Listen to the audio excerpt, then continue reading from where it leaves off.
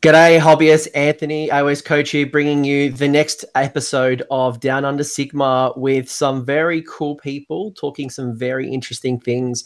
I can't believe we're on episode 3 already, and wow, we don't have one of our guests already. Who are we missing?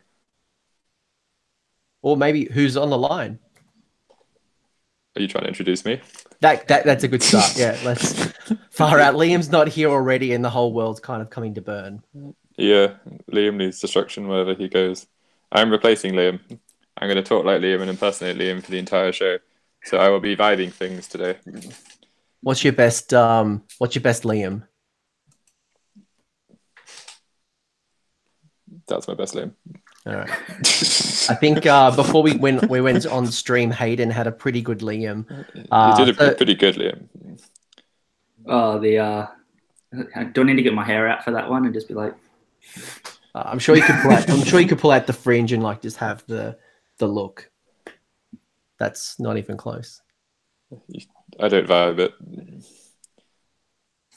Yeah, Hayden, you got to talk. I don't vibe it. Hi, I'm shitty Queensland Liam. That's All right, not what you said before. That's not what you said before. But so today's episode, Liam cannot be here. He is working. He's taking some cool photos that I'm sure we'll all be interested in on Instagram. But the poor boy is working. But today we have Hayden Walker. Say good day, Hayden. Hey guys, how you doing? We're good, thank you. How are you? And we got Dan Brewer, who probably needs actually, in fact, both of you guys probably didn't need no introduction. So you've either been on this channel or you've been on other channels. Dan, you've probably been on Doom and Darkness recently with some Skaven reviews with Tom. So you guys are probably well known in Australia. How are we both? I'm good. How are you? I am excellent. Thank you.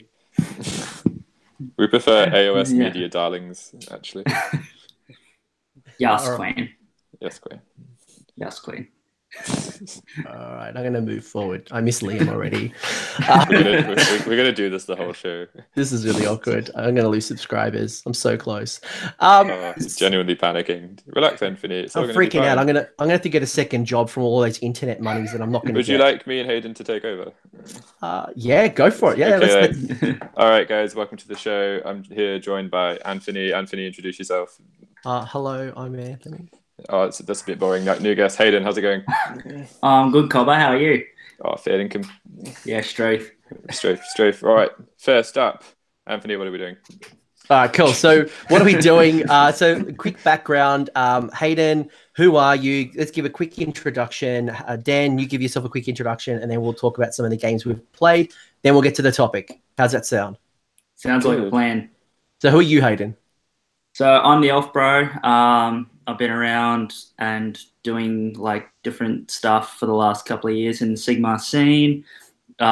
Usually mostly elves, as the name kind of suggests. Been playing competitively probably for the last 18 months. And yeah, just trying to get along and have some fun to play with some war dollies with new people. Fantastic. And Dan, for people who may not know you and they've hidden from the internet for the last 3 years, who are you? I am the person who plays Skaven all the time. Yeah, I'm an AOS player. I've been playing for about 2.5 years, maybe 3 years. Age of Sigmar. I'm most commonly associated with playing Skaven. So I've gone from being like obscure, unusual list to net lister with the release of the new book. Overnight. And in between all that, you had Tomb Kings. Yeah, that was weird as well. That started off being called a net lister and going to obscure army, and this is kind of the other way around. So they've almost switched places. So, but yes, I have a Tomb Kings army as well. So those are my two armies: Tomb Kings and Skaven.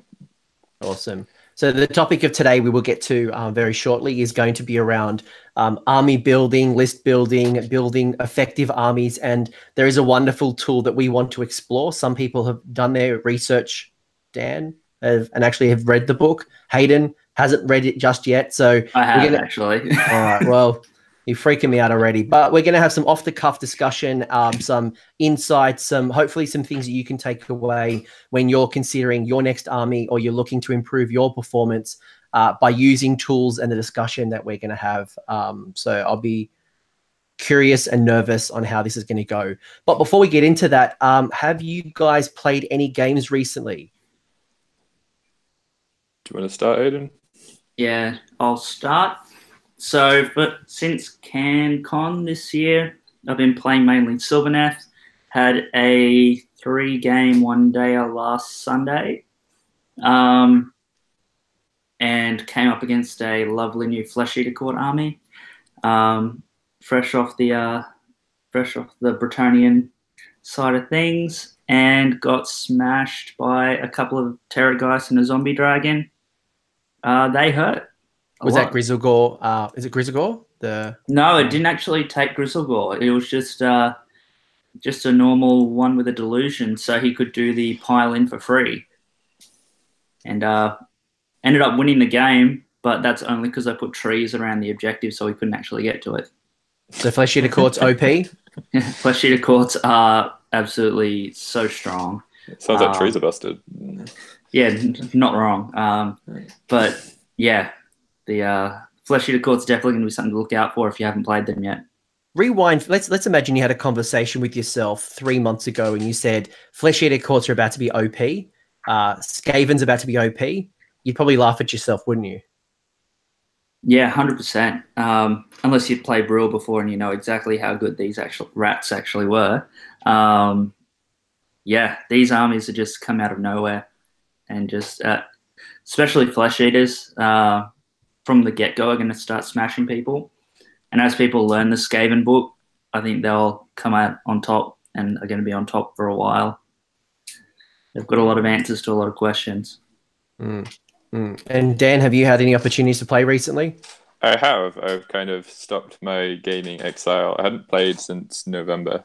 I played it as the Biobuster at CanCon and went an impressive 0-3 with my Tomb Kings, but I wasn't really there to win.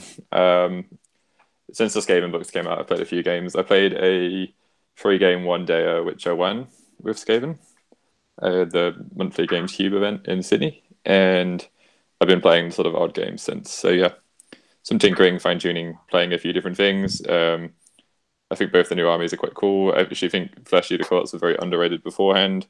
Liam actually had a Flesh Eater Courts army that he did really well with, which he stopped and is now redoing again, I believe. So yeah, he was running Dead Watch previously. Said that I think he just had a bunch of flayers.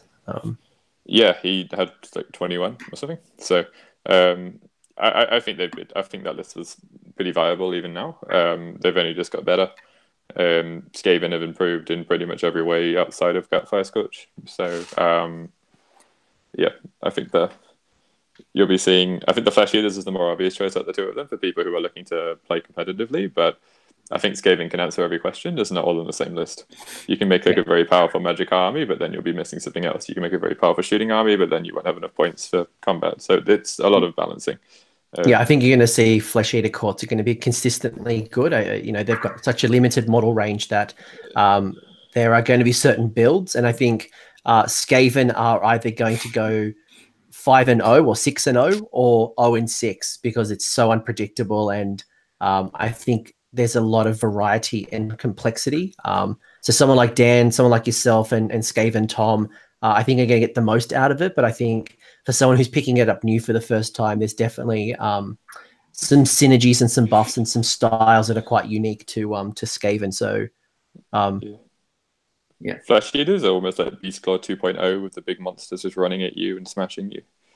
Yeah, which is interesting because I had built, you probably can see in the background here, I built a Flesh Eater Courts army 18 months ago before GBH 17, and it was a Royal Menagerie, which was 3 Terrorgeist, Ghoul King on Zombie Dragon, and Battle Line. And they were pretty strong back then. I didn't have the bodies and there was no summoning when I started the army, but now that you've got summoning, now you've got I can use Ghoul Kings and Terrorgeist and Zombie Dragons as battle line. Those restrictions are definitely gone. So I think some people fear they've been overcorrected, but I think it's too early to say. Time will tell. There's some pretty ugly stuff around, like double piling in and the Terrorgeist, the claw attacks which do mortals on 6s, and there's some pretty nasty stuff. So I think it'll be interesting to see what the FAQs may do, or if they're going to be just the Daughters of Cain of 2019. Yeah, definitely think they'll potentially be the Daughters of Cain 2019. You're going to see some people who are new to the hobby start doing really, really well with this army, I think. Same way that people who are new to Daughters, you know, started doing really well, even though they didn't know what they were doing exactly with the army. So, and I got to say, I was in a Games Workshop Liverpool today to see my trusty crack dealer Deke, and I got to see the Skaven. Is it the Gnarl holes? The 3 teleporting little things? Gnarl holes. Yeah, they're horrible to build. They are bigger than I expected, and they look massive. Awesome. They're massive. Really annoying to transport, and they break really easily. So they're horrible to build as a warning, but they are quite nice terrain pieces at the same time. Yeah, they're bigger than people expect. I was saying to Deke that if I was going to do that, I definitely want to make sure that I didn't glue the tops to the bottoms to make it easy to transport. You don't have to; they slot in. So it's quite a complex kit. But if you don't glue them in, the way I'm transporting mine is in the box it came in, and you don't have to glue any of the scaffolding in at all. They just slot in. Yeah. So, which is good. They've thought about transport, which is why the kit is so complex, I think. No, great. And I had I saved my best performance. I think I had messaged Hayden straight after it, and I said, Hayden, I've brought shame to my family. I'm going to quit and rebase my models to square bases. I've got to reconsider my life decisions. I'd played essentially a 1 day. I could only do 1 day. And I went 0 and 3 with my Gloomspite, and I was horrified. But I think that was me making poor decisions and poor choices, less the least. So just some really, I've been playing around with some new models and not remembering synergies, not remembering to activate my sneaky snufflers, and forgetting my war boss rangers, and just, those little intricacies that it takes time. So was not a happy chappy to go 0 and 3, but the only way is up. Yeah, it just comes with practice. We're playing on Saturday, so we'll see. Yeah. So Dan and I, Dan's coming to a games club. I partially challenged him, or I was the default player because Ben Spaghetti can't play. But I'm looking forward to seeing the full capability of Skaven in the hands of an awesome general. So thank you. In 2 weeks' time, I'll probably be crying about that. So how my ass was still whooped from Dan. But I want to get into any other games you guys have played before we kind of get into the core topic. Not really. I've been trying to hobby a bit more. What have you been working on? I've got a mate's army that I've got to paint for Briscon, which is a Ideneth Deepkin army. So I've been working on that. I've been working on my army for the Australian Championship heats, which potentially I still need another third of the army for. Yeah, just little things, trying to do a bit more hobby side this year than gaming as much. So, and Dan, we can literally see you working on something now. What are you currently working on? I'm basing a square acolyte, which used to be a poison wind modder. Now poison wind modders don't exist. That means every modder is 2 acolytes. Oh. Yeah, I'm basing Skaven, basically. Love it. And I've been currently working on what I think is going to be my Adepticon army. So in 2 weeks' time will be our last episode for a little bit when I go over to America, go playing at Adepticon. So I need to decide what I'm taking, what that list is, and actually practice with it. So Dan, I think what I'm going to play you with is going to be my Adepticon list. So let's see if I'm going to do well, or if I'm going to get be at the bottom tables with drinking with Americans. If it doesn't go well, you can borrow my Skaven. I'll they take you Tomb Kings, actually. Oh, go ahead. Actually, no, I think I had to submit a list to say what I was going to bring, and I think I said destruction. So yeah, I can't help you. Yeah, hashtag maybe go get a cunning rock. Yeah.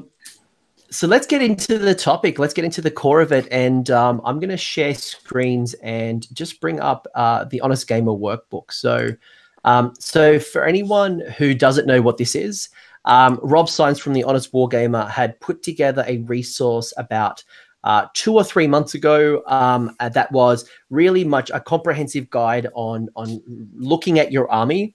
And, you know, we've all gone through it. We've got some ideas and some thoughts that we are going to share. And I think for people on the line kind of listening, it's going to be interesting to see how we all as competitive players look at our army, build our army preferences, and might be a bit of soul searching in between as well. I might have to get a box of tissues and you know, reveal some deep inner thoughts. Boys, are you guys excited? Are you ready?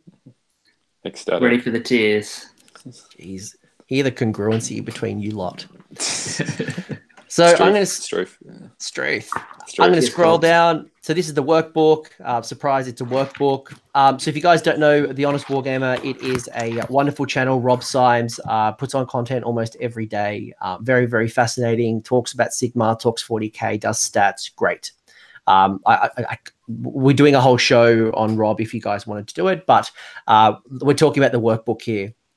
So first things first, boys, you can see the screen. I don't have to zoom in any more than... we're doing a whole show on Rob if you guys want to do it, but... That feedback. I can hear myself. That is not good. So we got the workbook. So you know, this is something to consider whether you're a new player, an existing player looking to get better, whether you're thinking about starting an army. So let's start off, guys. You know, when you're thinking about your armies, and Dan, you've obviously been Skaven for a long time, and you're thinking about redesigning it to the new book. Hayden, what are you currently working on? So I'm working on a Stormcast Eternals army. Great. And you've played with this for a while. It's something that's brand new. I've dabbled in Stormcast a little bit over my time playing Sigmar, but never really taken them to an event. Great. So you're relatively new to Stormcast. Yeah, exactly.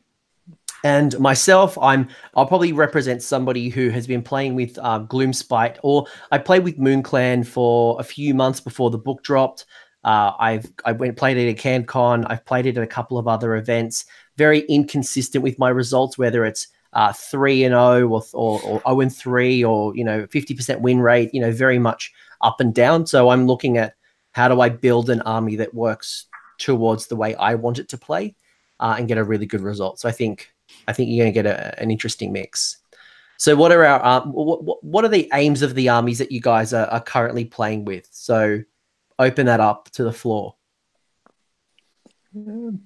I've got a new book, so I'm just really trying to make the most of the new units that probably weren't as viable beforehand. So I'm wanting to use Scryer Acolytes or the Poison Wind Globadiers a lot more. And I've also built and painted a Doom Wheel just because it was terrible before. But really, it's just I want to find opportunities to do something different and then kind of build around it. So see what... Sometimes I'll pick like a couple of units and be like, okay, I want to use this. And then I'll build the rest of the list around it to compensate for the shortcomings over what I'm trying to test. So, yeah, it's kind of hard to say, but everything all has to kind of work together. Like, you can have things in isolation, but if you're coming across different problems, one of the main things that I think about when I'm riding an army is if I'm going to have a high number of drops and somebody forces me to go first, can I do anything? So if they outdrop me and make me go first, is there actually something I can contribute? Can I do any damage from across the table? So that's something I always try and consider. I think a lot of people don't necessarily have... Sometimes I'll see lists where you can be low drops and that can be your way around it. But a lot of deepkin lists I see quite often, they don't seem to have a plan if you make them go fast other than just shuffling forwards. But then there's other builds you can do where you like take yields off the table and you charge right away or whatever it is you may be. So... yeah, I'd like to pick things, try and compensate for its shortcomings, and then make sure I always have something to do is probably kind of a generic overview of how I write my list. So great. And Hayden, what are your aims with your Stormcast army, given that this is one of your first outside of the Aelf faction? Yeah, well, I'm trying to take more of the a few of the older units again, just to do something different, not just take here's my 2 units of 20 Sequitors and unit of 20 Evocators and Ballistas and whatever. just want to try and take a mix of the Liberators and all that just for something different. But it is a competitive army, so I am trying to make it so it is hopefully does well at a competitive event. And we'll definitely get to this, but I know one of the discussions we've had is this is an army that you want to travel with, given that, correct me if I'm wrong, you travel a lot, you've played a lot of games, and I'll let you explain more, but... Yeah, so it is an army that I do want to take because there's an event that Mr. AOS Shorts is running later in the year, potentially, over in New Zealand. So I'm trying to find an army that I can take over there and it'd be nice and easy to transport and not have any issues, because like when you're taking stuff like your Deepkin or your Daughters of Cain, they're all really fiddly models and are usually going to get broken on the way. So Stormcaster are a bit more sturdy, easier to take. So for you, it's something different, something that's easy to transport, and yeah, that's it. Performance is still important to you. Yeah, that's it. I don't want to go and travel and then get my bum handed to me for 5 games and then not have a good time. Yeah, fair enough. And my goals for the Gloomspite is probably more of a hobby challenge. So really putting more time, more effort into the grots, but also having fun with different colors, different play style, and having some good laughs when the squigs go wild. And anyone who may have seen some of my Twitter posts recently, I'm building an interesting squig style army. So I think that's me, and what's the aim of my army. And then, like, as you start to kind of break this down a little bit further, you start to think about what type of gamer are you now. Rob has kind of defined, and Rob and the team have defined a whole range of different types of gamers, whether you're somebody who, and you know, feel free to look at the book, whether it's the way you like to control, you're a mover, you're quickies, you're a wombo combo, you're a math hammer, you're a gambler. You know, each of these descriptions are a bit of a combination. Whether you're using this particular description or your own description, maybe I'll throw it out to you boys. What type of gamer are you? What do you like to enjoy? How do you like to build your armies? Like, what type of gamer are you? You go first, Hayden. I think one thing that, if you go down a little bit, Anthony, he says really, really well, is that it's not about you just being one type. You can be all of these, and it's just traits that you can potentially have, you know, across a range of armies. Like, I know when I play my Sylvaneth, I'm more of a controlling player because I like to debuff people out of playing the game. But when I'm playing my Daughters of Cain or my Ideneth, I'm more of an alpha strikey or a quickie, you know, and I like all my combos and all that kind of stuff. So there's definitely different traits depending on, you know, the army that you're playing. It's not just about the player. Yeah. And Dan, what type of player are you, or do you have any preferences you enjoy? It kind of varies. Like what Hayden said, I don't think you can really just pick one of them and say this is me and this is definitively me and none of the rest of them apply to me at all. I don't think that's really possible, but it depends what army you're playing, because different armies are good at different things. If you're playing Sylvaneth, then the sort of controlling side of it really suits their style of play really well. Skaven, it suits them really well, but I would never try and do that with my Tomb Kings. So it kind of depends what you're playing. The way I've seen it, the reason why I like my 2 armies is one of them is a bit more brute force and one of them is a bit more strategic. I mean, Skaven is a lot harder. But yeah, it would kind of depend. And the other thing, like the reason I like Skaven, the reason I haven't really deviated from that match is because of the different clans. You can play them a lot of different ways. So you could have like a shooting heavy army with very few models, or you could have like a huge horde. So that's why I like the range so much. It'll depend. There are certain things that I always want to make sure I do. Like I said before, I always want to make ssure I have something to do if someone makes me go first. I always want to have some sort of ranged threat, whether that's shooting, magic, or whatever it may be. There's always something I want to do reliable damage, and whether that's through a combo or just through the unit being self-sufficient. For example, the Necropolis Knights and Tomb Kings, I know if I put the right buffs on them, they're going to kill something. In Skaven with the Jezzails, I know if I use them properly that they're quite reliable damage. So probably certain things that I can have realistic expectations of to do relatively well. There are other times though where I care less about that just because of what I'm trying to achieve. If I'm trying to achieve like a tournament winning list, then reliability is one of the biggest factors that I would look at. So right now I'm looking at a Doom Wheel because I think it's funny. So depends. Yeah, and obviously it is going to depend. I probably have some preferences, and exactly to Hayden's point, I don't think anyone is one particular trait. I think I'm probably, when I looked at this and I went through the exercise, I'm probably a combination of the four. So just working from bottom up, I think I'm on the money. So I think for me, when I look at something like my Free People's Army or my Order Army, I really love my Carmine Dragon, which is a Forge World model. I look at my Destruction Army, and I've got a Troll Hag, which is a Forge World army model. I have 1 to 2 Colossal Squigs, so again, Forge World. So I don't mind spending the money to get the type of army that I really want. I'm a hero hammerist. I love heroes, especially the big beasts. Big fan of those. I mentioned earlier my Royal Menagerie is very hero focused. My Death Army that I was running for about 6 to 9 months was certainly centered around Manfred and maximizing some hero ambushing. But then I look at something like the Wombo combos, where my Free People definitely had some interesting synergies between the Great Company, the Allegiance abilities, throwing in some interesting combinations like the Knight of Zeros, and really trying to maximize those combinations of hold the line and being able to shoot either in my shooting phase or my opponent's charge phase. So that's probably how I looked at my armies. Boys, is there anything else you want to add to the traits before we move on?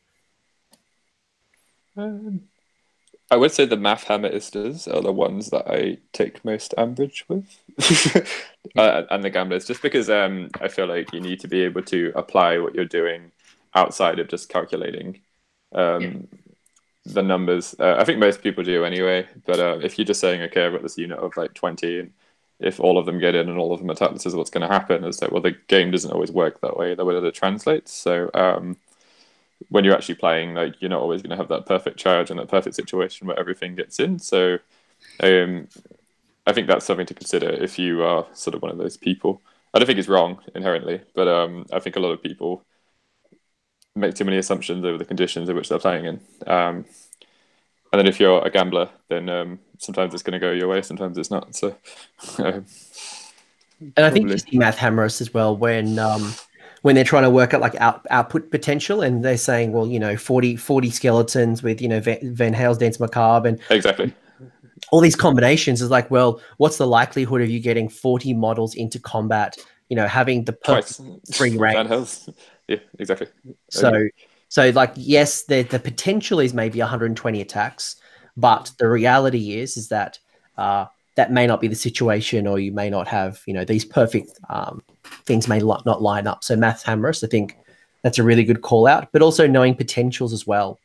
Yeah, exactly. It's not entirely invalid, but it's a common mistake where people are assuming that, if I get, like you said, all 40 skeletons in twice, it's realistically that's not really going to come up very often. Well, the second time they're all in, the first time is rare. So I think that's fine to do. It's good to know your potential, but also applying it is a huge part of the game as well. So yeah, absolutely. And this is the stuff that you might want to consider as you're building your armies. I mean, you mentioned earlier, Dan, that you have a tendency to kind of go for reliable things in tournaments. Well, if you feel like you're also a gambler, then you're either going to be the challenged at the table, kind of inner conflicted, or the armies that you build, you may not find that stability, or the numbers may not stack towards your favor, depending on the style of army you play. So depends what you're gambling on. If you have some units which are reliable, and then you have others which are swingy, that's fine.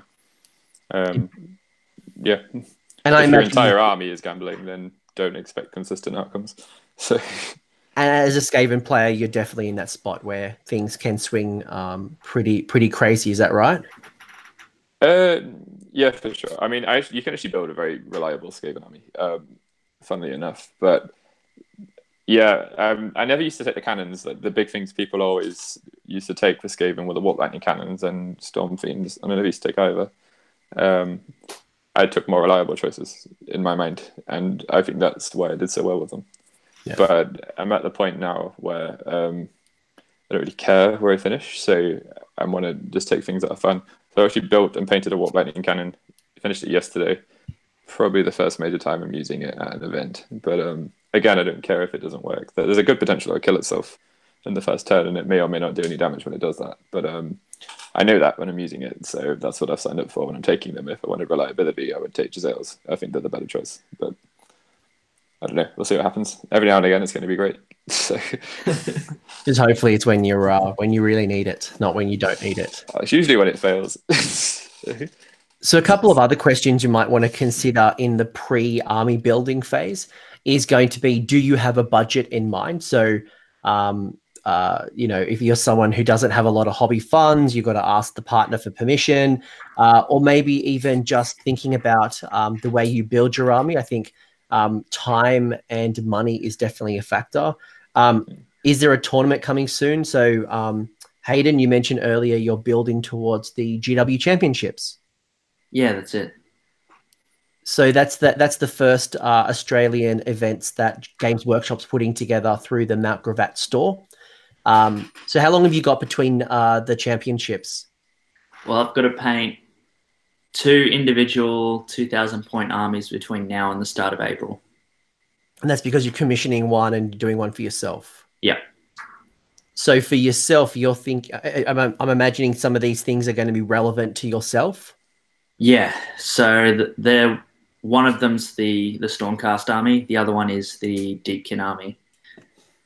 So it's going to be interesting. So how to get it all done. How do you tackle that? How do you factor in painting requirements, the time between now and then, even having the hobby budget and allocating the time in order to get that stuff done?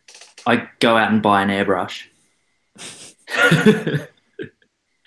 No, for realistic purposes, I'm going to buy an airbrush to go so I can paint the Deepkin army quite quickly, because it's an army with 18 eels. So, Struth. Yeah, Struth. So eels up inside you will be coming to Briscon, and so they're mainly going to just be the one color. So it should be easy just to airbrush or rattle can most of those guys. It's the Stormcasts are going to take a while because I decided to paint a white army to challenge myself hobby-wise. So, yeah. And are you going for a, and this terminology might be new to some people, but are you going for a tabletop quality? Are you going for a tabletop plus, or are you going for like Golden Demon style? Definitely just tabletop, I think, at this stage. It's one that I'm going to work on towards that New Zealand event over the year.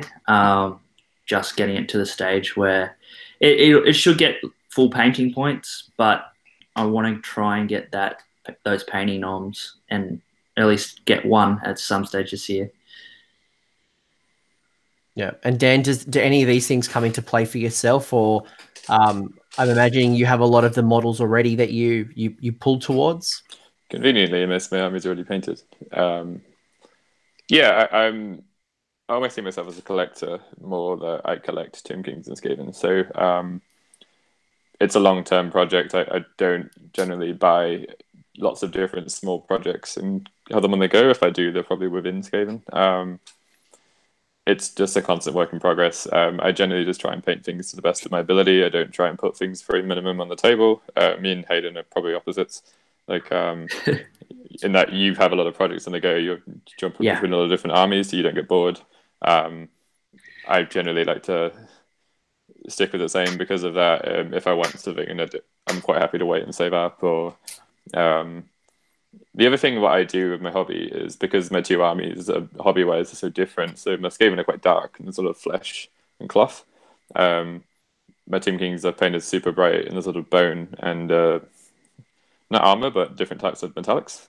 So they're so different to paint, complete polar opposites, really. So whenever I get bored of one, I just go to the other, and when I get bored of that, I'll come back. So yeah, it kind of keeps me motivated, and because of that, I'm always working on the same two projects. As soon as I get bored with my Skaven, I'll paint something in my Def. And then once Def starts to get a bit tiresome, I'll go back to my Skaven. So that kind of helps keep everything fresh for me if something's starting to wear. And because I've got such a big collection of both now, generally, this is what's nice when you do that, is if I want to do a new army, so at the list, I'm going to South Australia GT or SUG ET, and 3/4 of my army was already painted. Like, I'm doing a unit of acolytes now. I've done a doom wheel and a cannon. I could have taken a fully painted 2,000 point army that was already done, and it would have been fine. But this is what I want to use. So I'm just painting a squad of 30 acolytes basically and a bombardier, and that's all I really need to add. And that's only 420 points. So yeah, because I've got that approach, I can just kind of add to it. So it's hard at first. But if you stick to it, you reap the rewards later on, I think. While I imagine, Hayden, you're on the opposite side where you've got to build a list, and having the flexibility of changing units and models can be quite difficult with the time frame that you have. Yeah. All right. So this is something that I guess players should consider is how much time, how much dollars do they have? If you're someone who has an army idea in mind, it doesn't go to plan, will you continue running that army up until the event? Do you have the time? Do you have the dollars to kind of switch out models? And for me at CanCon, given that Gloomspite had come out within 1 to 2 weeks before CanCon dropping, some models were less than 7 days. I just had to build the list, pick it, paint it, and run with it the best I could. And I didn't have that flexibility. So I think thinking about these times and the options definitely is a consideration with how you go and build this army and play test it. And we'll kind of get to that very soon.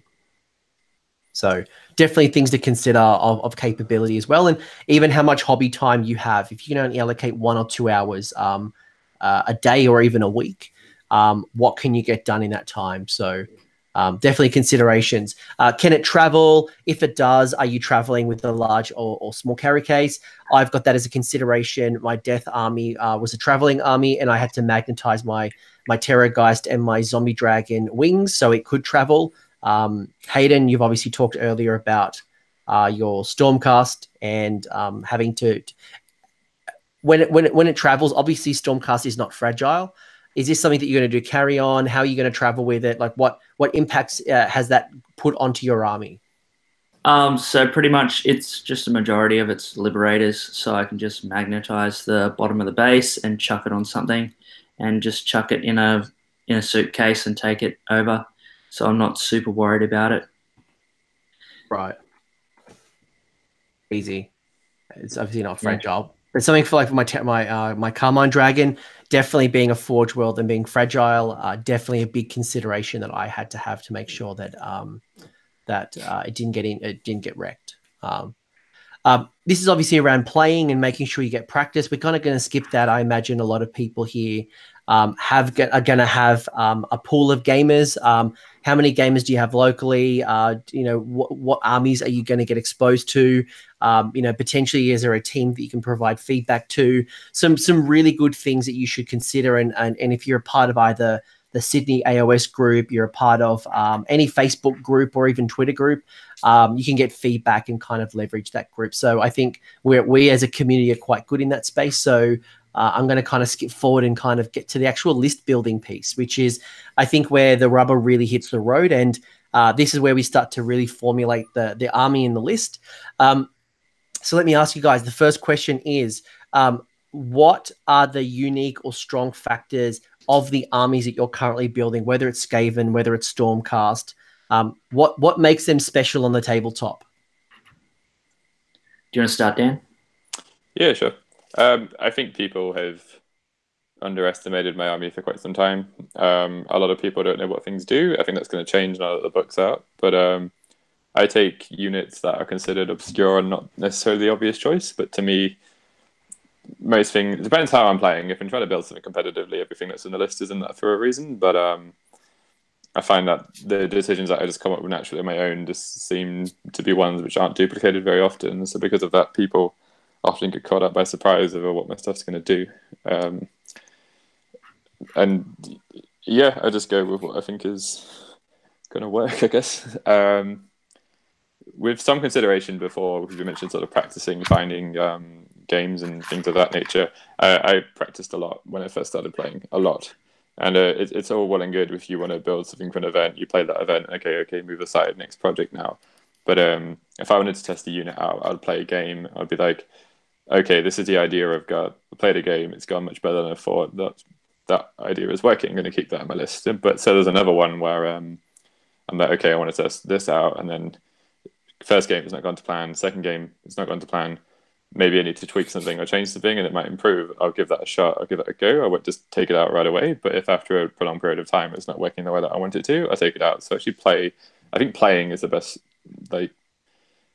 thing you can do if you want to build a better list. If you test it all the time, if you're playing all the time, you're just making minor adjustments of, okay, this unit's working, but this unit isn't. Take that out, put something else in, see how that goes for you. Not enough people do that, and that's kind of how I learn how to play. I consider myself a hobbyist before a gamer. I understand the game, which is why I've done well at events. But that's how I learned to play. My first few games of Skaven did not go well. I got smashed. So, and it just shows you when you focus and you commit and you learn the capabilities that back with the back of your hands, just what each of those units can do. Yeah, what to expect from them. Yeah.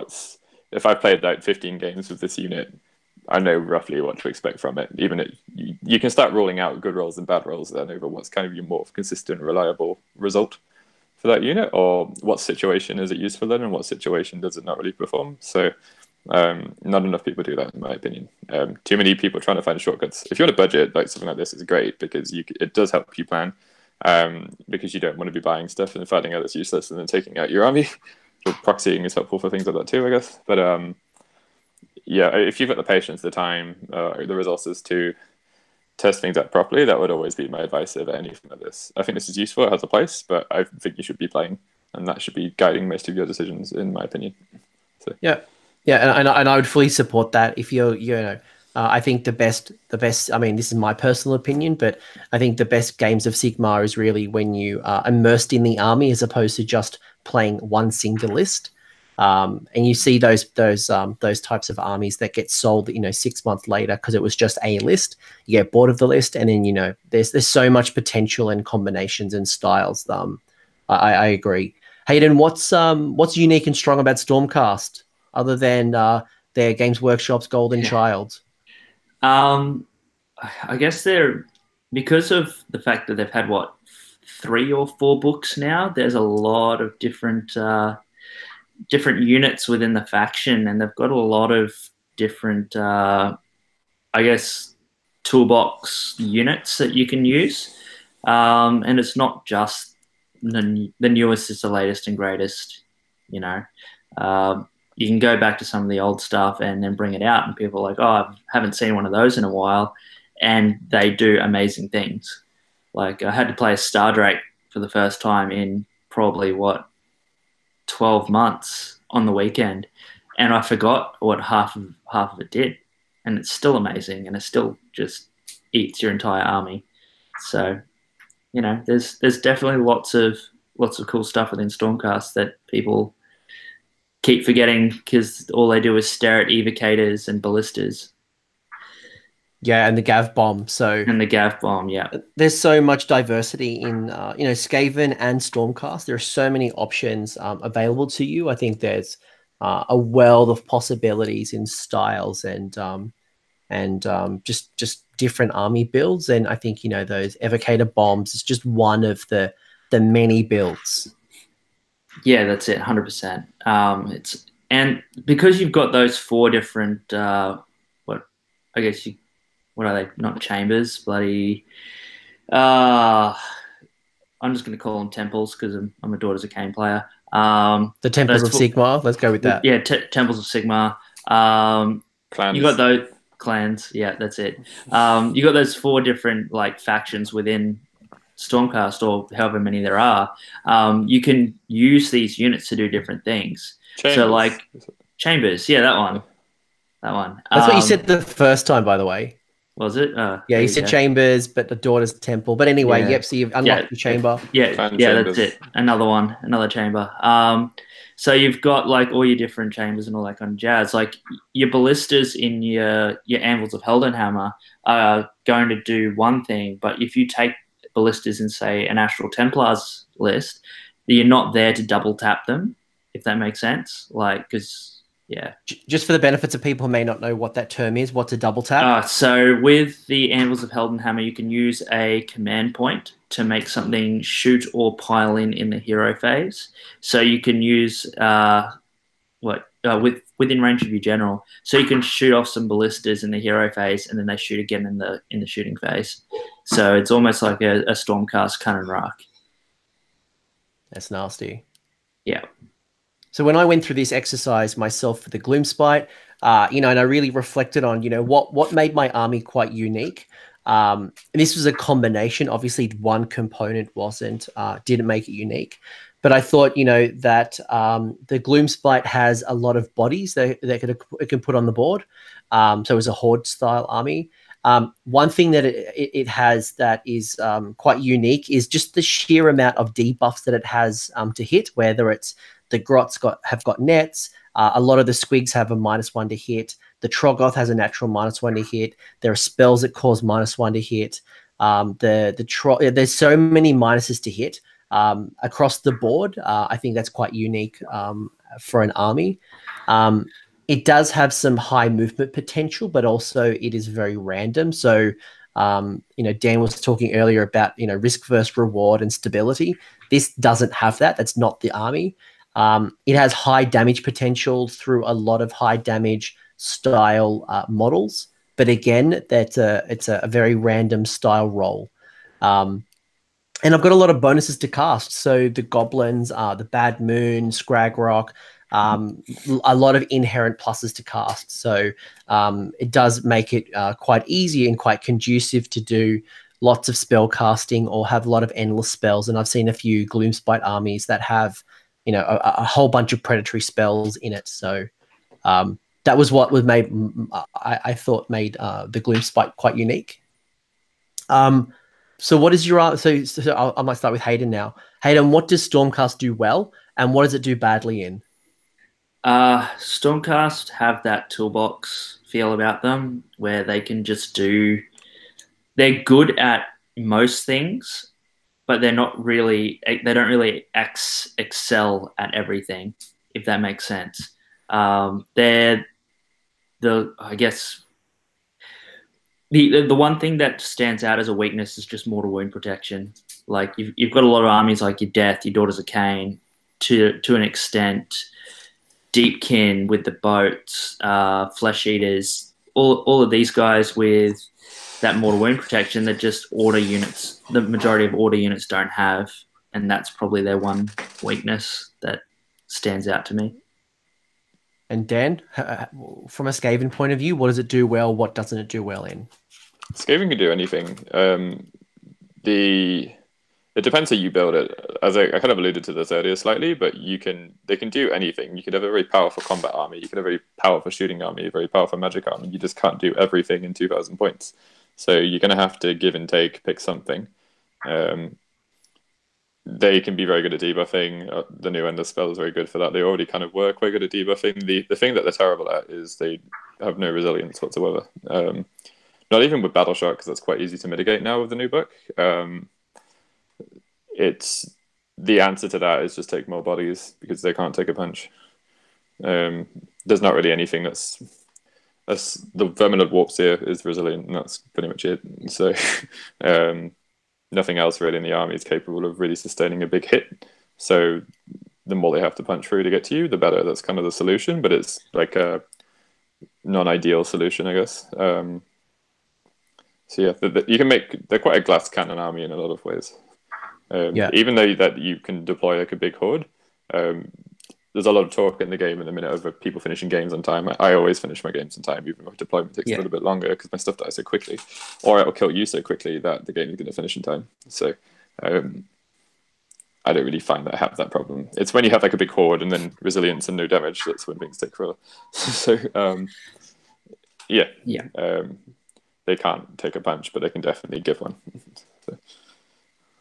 Yeah, and when as I went through this exercise, what does Gloomspite do really well, or at least the list that, and obviously with large battle tomes like Gloomspite, there is a lot of potential, but I thought about what my list does really well in particular and what it doesn't do well. And what it does well is it definitely holds its board space. So I've got a lot of models I can spread across the board quite well. I've got a lot of monster damage output. I've got a lot of debuffs to hit, which can be great to hold objectives, especially that my battle line have those nets, and that can really hold me back for a couple of rounds, just holding the objectives because of the sheer number and the debuffs. The fanatics can be quite an interesting interrupt combat strategy by releasing them in my combat phase and kind of blocking an objective as well. So that was some of the things that my list was kind of doing quite well. And where it goes quite poorly is definitely recognizing that I suck at battle shock. I think bravery 4 is the base for Grot. So yes, I can. For me. Yeah. So like obviously, I've got a lot of command points able to generate through Scragrock and the Bad Moon, and making sure that I've got opportunities to put on Inspiring Presence. But as a foundation, I really suck at battle shock. I really suck at armor saves. Outside of say the Boingrots and the Mangler Squig, most goblins have a 5-up or a 6-up. Squigs have like a 6-up. My heroes have like 4 wounds mostly, and our shooting is quite poor. Not only do we have very limited shooting options, but the ones that I do, which is just 2 options, either have low output of attacks, or they have a very hard to hit and to wound, which ultimately means it has low damage output. So knowing that definitely makes me think about my list. Anything else before we move on? No, that's pretty much it from me. Yeah, great. So, sorry, Dan, anything from you? No, it's I just kind of said everything. So. Cool. So we've obviously got things like, which of those units which of the units that you're selecting are important to you, and how do you start to optimize those, or have you even created some redundancy in the when you're thinking about those missions? I think there's a couple of really good questions here. Again, how can you protect yourself from being alpha striked? We'll get to the threats in a minute, but when you start looking at these, I guess these next 4 questions, is there anything that comes to mind or considerations in the list that you guys have built? I think my biggest 2 things when I'm building a list is what are my hammers and what are my anvils. So what is going to go out there and do with the damage that I want to do, and what is going to hopefully not die. And that's breaks down into like the, can you be protected from alpha strike? Well, I need an anvil to protect myself from being alpha striked. And then I need to, these are my threats that are in my army versus what can handle threats from other armies and all that kind of stuff. So give us an example of the list that you're building. And, because again, a hammer and anvil is a very traditional wargaming terminology, but some people may not know what it actually means. So if you think about your army, what is a hammer? What is an anvil? And how does that all kind of work for someone who, again, may not know what we're talking about? So like in my Daughters of Cain army, my hammers are my Cauldron of Blood, as well as my 2 units of 10 Witch Elves with double blades. Whereas my anvils are my units of witches with shields, because they've got a 4-up save as opposed to the 6-up that the ones with double knives have. But the ones with double knives pump out a lot more attacks. So they're my kind of hammer and anvils in that list. Great. And have you thought about some of the roles that you need your units to play? In the Stormcast list, yes and no. I'm still trying to tinker with it a bit, but it's kind of hard. I try and make each unit be able to do something on its own, and it makes list building really hard. And what about synergy stack? Have you are there ways to optimize the army's performance with synergy, or are they a unit? Are they units that don't require synergy and they act independently? Yeah, well, synergies are a big thing no matter what list you take. But at the same time, you need to be able to have units that are still able to either survive or output damage if those synergies don't go off. So, like relying on spells, especially in a meta where we've got all these armies that have bonuses to unbind or negatives to cast, or you've got Nagash with eight unbinds and +3 to unbind. You know, magic's really hard to get off at times, whereas prayers seem to be a bit easier. That makes a bit of sense because you don't have that opportunity. You've got some auto unbinds as well from the Knight Incantor. Knight Incantor. You've got I think the Blades of Corn have a blood tie we can kind of dispel. Lord Croak has an auto dispel, so and they're board wide stuff. Yeah, exactly. Whereas the prayers, nothing can stop them at the moment. So prayer heavy lists is something that I generally try and build as well. Dan, what about you? How about yourself? How do you look at your army when you factor some of these questions? I'm slightly triggered by the term win condition because I think that's bullshit, for lack of a better term. I don't think you can say if I achieve X, Y, and Z when I'm playing this game, therefore I'm unstoppable and the game is mine. Your army should be adaptable. You should have multiple ways to win. You should be adapting it based on what your opponent's doing. You should be more dynamic. It's too easy, almost naive to say that if I do this, then the game is mine. It's not how the game works. But the roles of your units can change. Let's say, for example, you've got Duality of Death versus Scorched Earth. Duality is something that rewards you based on heroes. Scorched Earth, you want to protect units around an objective. Well, in a way, you're kind of proving my point, because my whole point is when people use that term, I've heard people say, if I do this, that's my win condition. It's like, well, your win condition is Scorched Earth and your win condition, Duality of Death, are going to be entirely different, because one of them is about protecting monsters and heroes and one of them is about units and speed. Yeah. So that's why I don't like the phrase, because I think if you're building your list and saying, if I do this, you're not applying it to the scenarios of the game. You're not thinking about your opponent or what they can do. And also, I think a lot of people, when it comes to synergy, think what happens when everything goes right. So I think Hayden alluded this to us earlier. If the synergy is not there and you take something away from it, can it still hold its own? Can it still do something? Is it reliable? And that's what I was saying beforehand about reliability. Yeah. If your spell doesn't go off, if your prayer fails, well, prayers are a bit more reliable, as we were talking about, or if that hero dies, are you still useful? I would say that's probably much more important. And also you should be picking things that enable you to do different parts of the game, or you have different units that are built for different things in a set way. So I'm not going to use clan rats to try and bulldoze someone, but I am going to stick 40 in an objective. And if you come near them, I'm going to shoot you. So that's kind of how I view it.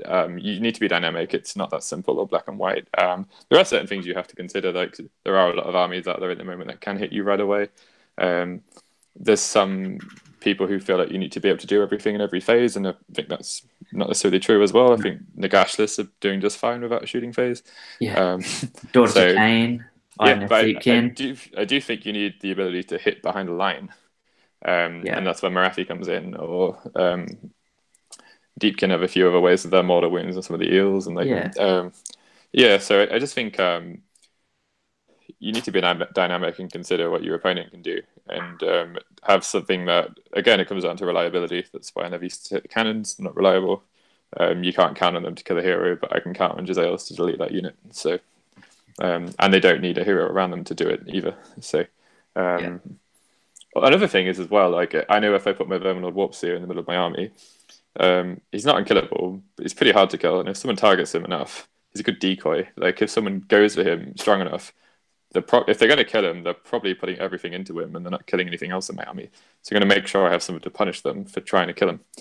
So, and I do have that in my army. So if someone really wants to get rid of my Warpseer, they probably can. But the same with Daughters of Cain. If you really want to take up the Cauldron, you probably have 60 Witch Elves running at you unharmed.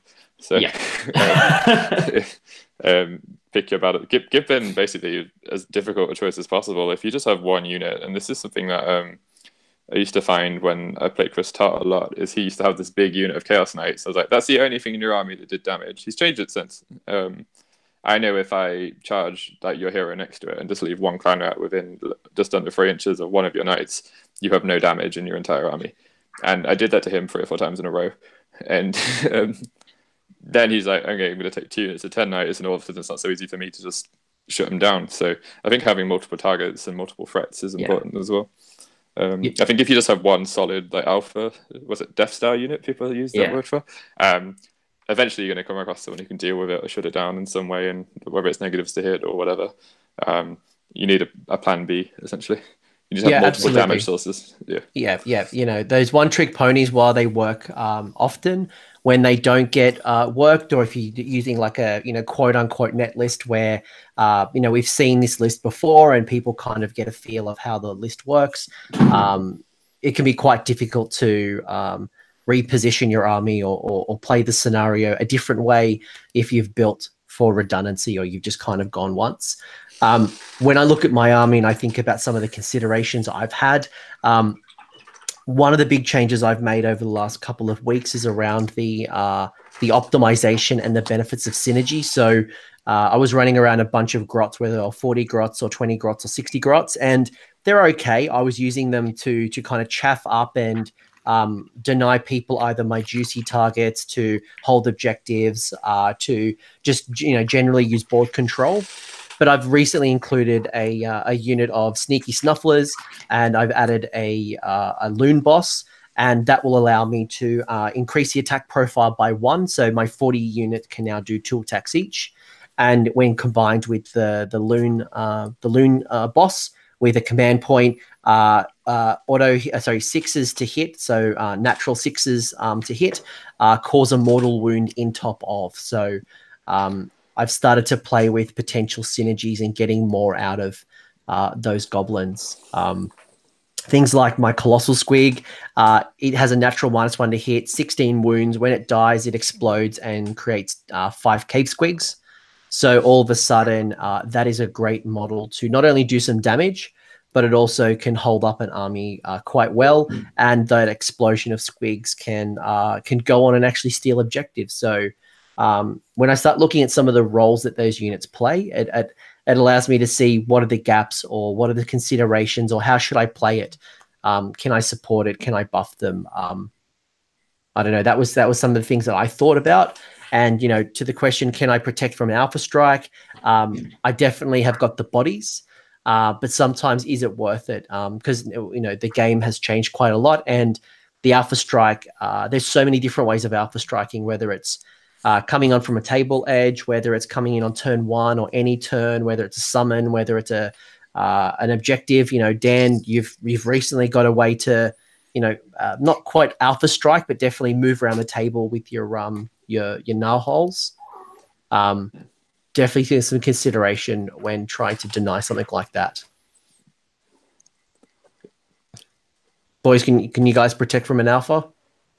Yeah, I think it's completely right. It says losing before you have a go is a mistake. You need to avoid that happening and plan for someone trying it. Yeah. If you get alpha stroke and you lose off that, then that's 100% on you. You either haven't built for it or you haven't deployed properly. Yeah. So what's a way that somebody could, you know, quote unquote, deploy properly? Shielding your more important units, so having something that you don't mind, that's more expendable, take a hit, or something defensive that can endure a hit.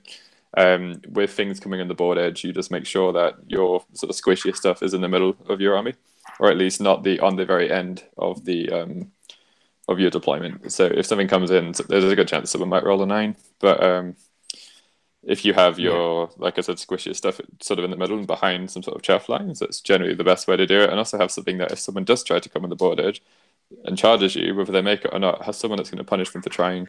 And that's where sort of magic, artillery, prayers come into that. Yeah. You know, if you're playing gore programs, you know not to put the Bloodseeker Raider in the middle of the front of your army. Have it behind a unit of Reavers, so that if someone charges you, the Reavers will die, and then all of your Solar Priests can kill whatever unit has just charged them. So yeah. So what are the most common?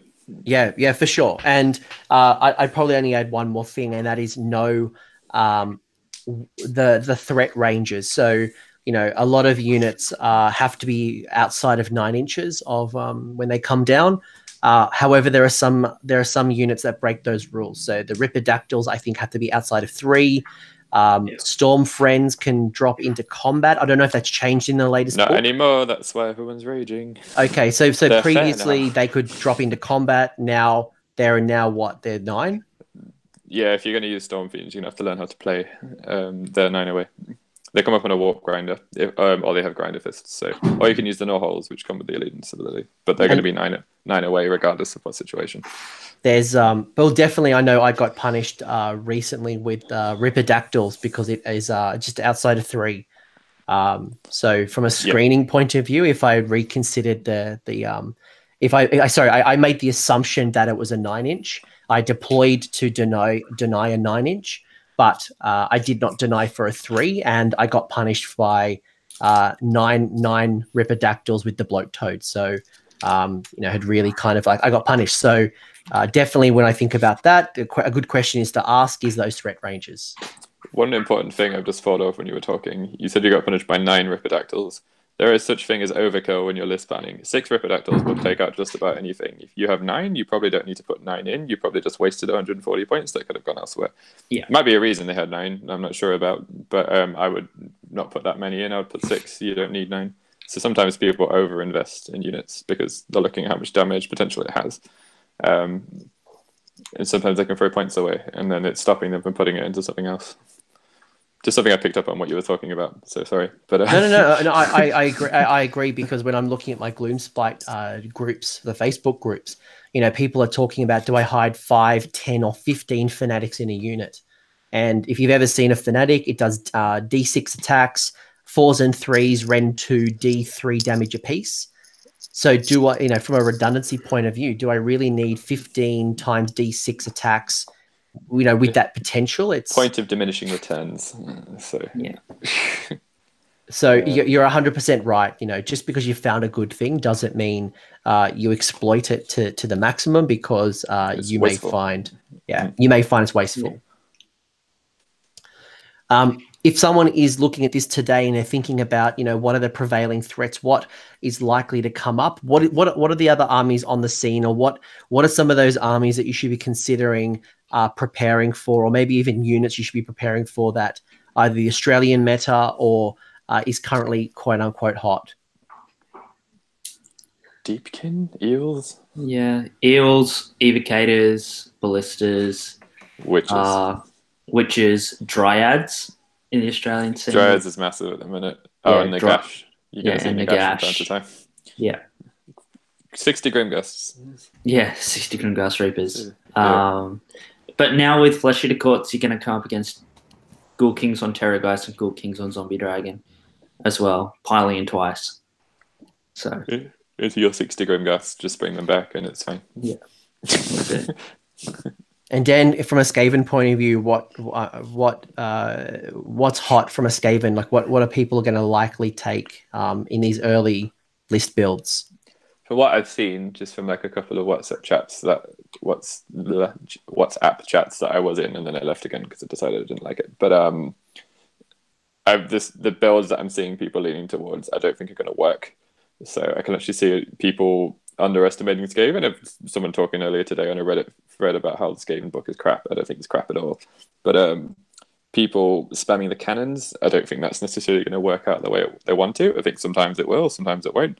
The Hell Pit Abomination, again, that's a complete glass cannon. You can shoot it off in a turn very easily with very average shooting. And people are taking a lot of these support heroes, which actually all add up to make these units that are quite cheap become very expensive. So I'm expecting Hell Pit spam, cannon spam, a few other things along those lines. I can see people taking some time to figure out Skaven. Yeah. The things that seem obvious at first glance, actually, when you start building a list around, if you only have like an engineer to support a cannon, and that cannon blows itself up in the first turn, what's that engineer going to do for the rest of the game? Like what Hayden was saying earlier, does it have another purpose? Or if you have a unit of acolytes next to it, then it has a purpose. It can help them as well. So I'm not seeing that from the list that I'm seeing with people with Skaven. I'm seeing a lot of things in isolation that are strong, that are using these heroes to buff up the points. Suboptimal, in my opinion. But who knows? I'm expecting cannons. Lots and lots of cannons. Yeah, cannons, I think that The other thing that you'll probably see is a lot of flayers as well. The crypt flayers from Flesh Eater Courts. Yes, I think over time the flayers will start to overtake the Terrorgeists, in my opinion. But they are very, very strong, and they are what I'm scared of most from that book. Same. Yeah, I agree. Everyone's looking at Grizzle Gore, and they're drooling at the mouth from Terrorgeist, but there's definitely a lot of strong builds, and I think the flayers will come up. Obviously, thinking about your local meta and thinking about what you're likely to see, these are all considerations on if you are going to see a Nagash and a Prince Vordry. How do you handle that? Do you want to start thinking about how you can handle it? Or there are some accepted realities where it's like, well, there's only so much I can control. I'm just going to have to play around with it, hope for the best. Maybe I avoid it at a local games club. But definitely having in consideration that you are going to see Daughters of Cain, and they're going to have a lot of Witch Elves. You're going to see the Gloom Spites likely going to have big blocks of the Boingrot Bounders, or you're going to see the Stormcast going to have their Everblaze Comet and Evocators, and maybe dropping from the sky with Gav.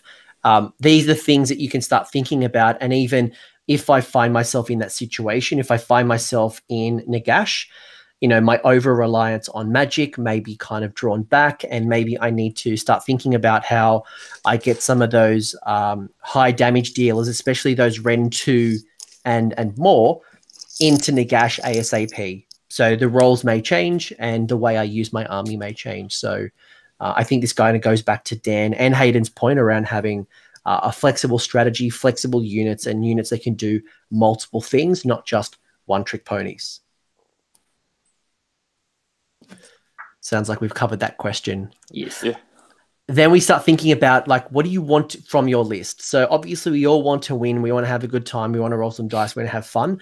But there are some other considerations you might have, whether it's you're looking for total war. You want to do as much killing as possible, or and I think some people are here. Dan, you're probably quite good at this one. Is going to be around the limited war, which is definitely around the strategic side. And always thinking about the secondary objective as much as the killing. And I think that's definitely a consideration. We all love to kill things. We all love to get max kill points, but sometimes it's about getting the objective and losing all your toys, but still winning on the objective. So do you guys have a style or a preference or a thought on these two? You can go. I guess it goes back to what kind of player you are.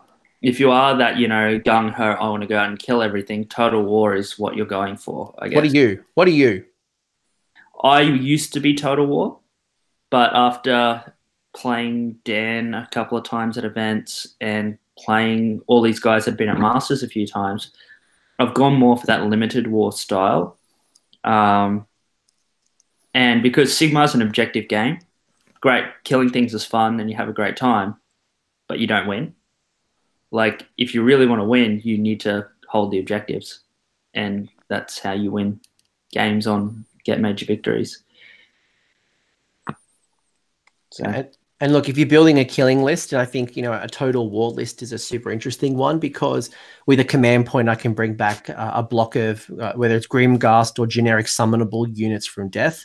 If my whole strategy is about total war, there are now so many things that can summon additional units that I may not be able to kind of handle those additional. I remember I played Blake Kerwick at CanCon, and he added something like 600 or 700 additional points through summoning of crypt horrors on the table. So all of a sudden, it's such a larger game, and always keeping in mind on the objective. I couldn't agree with you more. Dan, anything you want to add to this?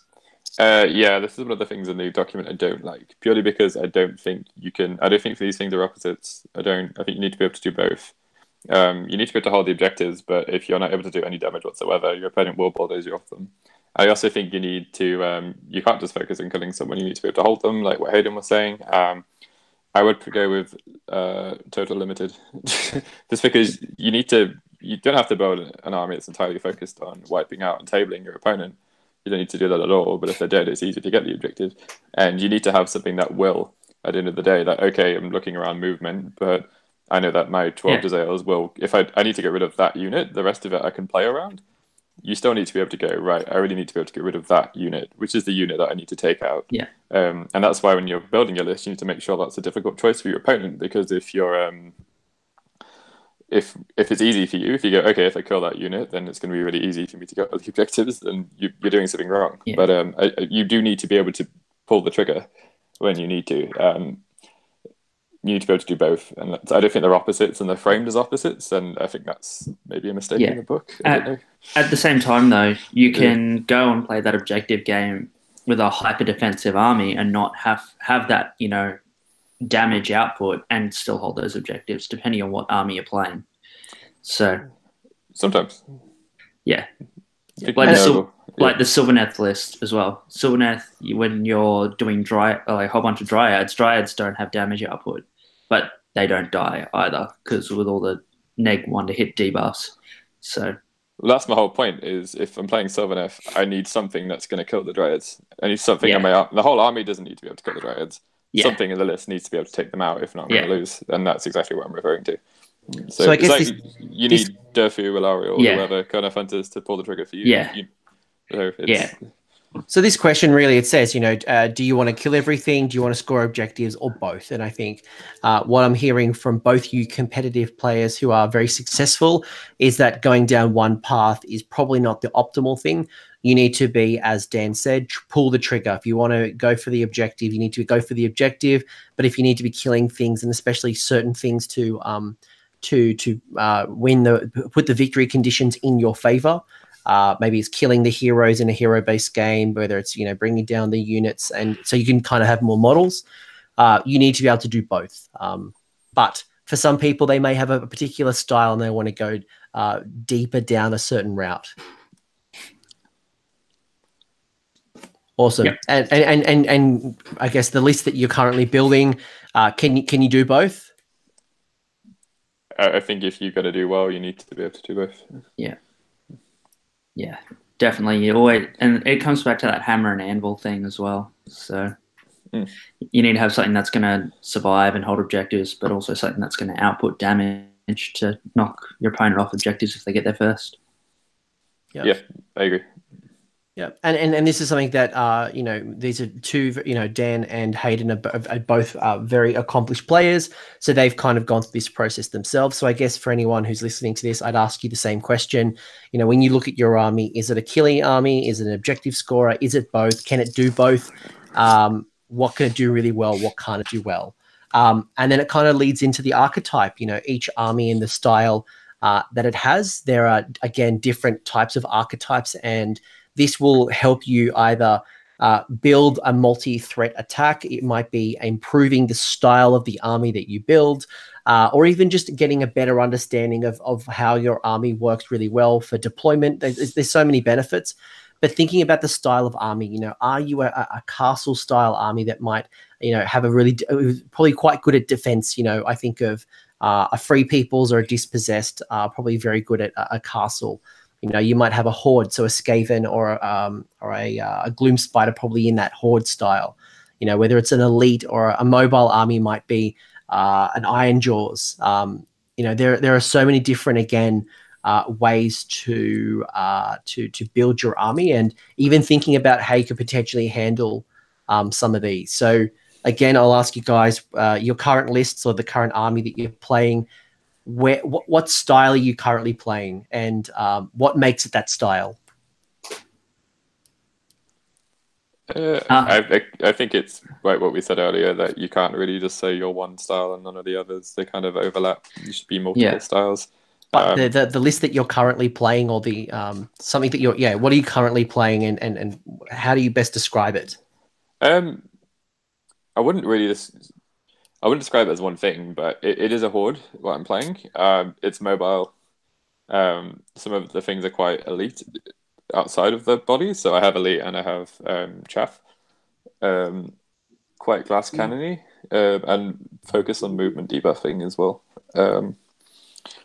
But it's hard to say. I think there's certain things that if you're not mobile, which is one of the things I'm seeing there, you can be mobile in different ways. You don't necessarily, it's not just movement. There can be like charge bonuses or whatever you may have. Different deployment tactics. Stormcasts aren't very quick, but they have the ability to drop anywhere on the board, so that's how they're mobile. If you don't have that in some form, I think you can only get so far. Well, I think of Dispossessed Dan, who plays Dispossessed Prize of the Century, who loses his games and mobility.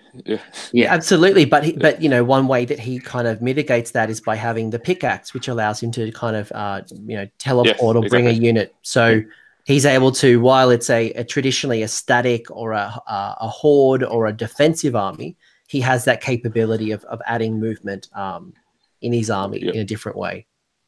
Yeah, and that's very necessary for him. And he knows that, and that's why he takes it. So. And Hayden, anything from your side? How do you look at your army?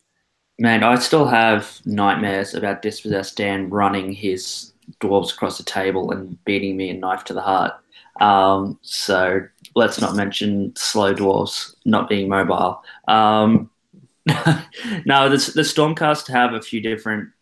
Obviously, they can drop down from the sky, but then you've also got prayers like translocation or whatever it is, where you can move stuff anywhere on the board again. You've got stuff in your deepkin, like your eels move like 14 inches, but then you've got Royal Council, which gives everything +3 to move. Like Dan said, they don't have to be quick innately, but there's synergies throughout most armies these days to give you that mobility. But then that comes back to synergies in general as well. So, yeah, and look, you know, you guys have said it as well. It depends on the style of army. So if I look at the Gloomspite and the capabilities, you know, can it castle? Absolutely, it can castle.